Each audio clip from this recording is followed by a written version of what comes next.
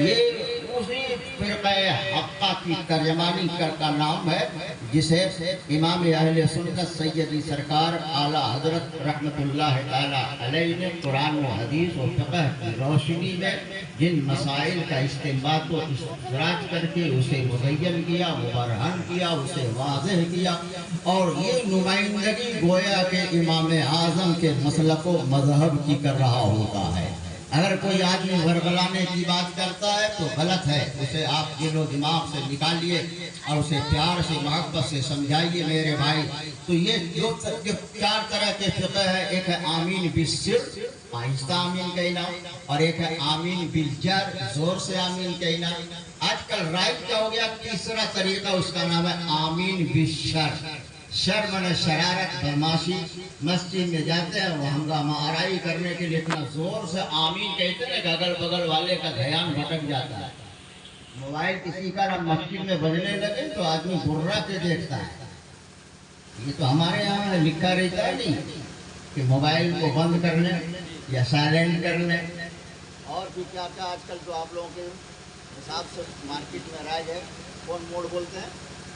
Flight mode. Flight mode میں لے آئیں، جیسا بھی کرتے ہو بہرحال۔ یہ تیسرا طریقہ آمین بالشر، یعنی وہ جہر بھی نہیں ہے، سر بھی نہیں ہے، وہ صرف شرارت پھیلانے کے لیے یہ رائج ہے۔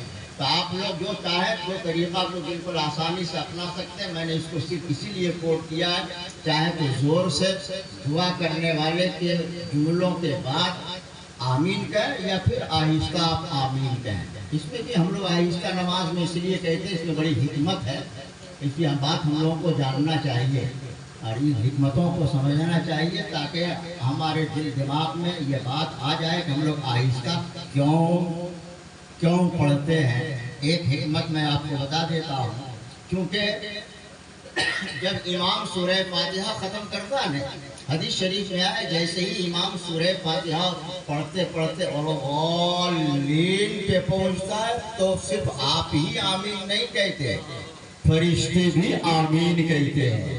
اور حدیث شریف میں آیا ہے کسی کے آمین کہنے کی موافقت فرشتوں کے آمین کہنے سے اگر ہو جائے تو وہ دعا فوری طور پر قبول ہو جاتی ہے۔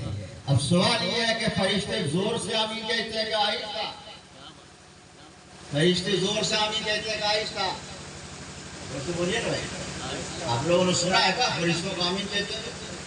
تو فرشتے جس انداز میں آمین کہتے ہیں اسی انداز میں ہم بھی آمین کہتے ہیں۔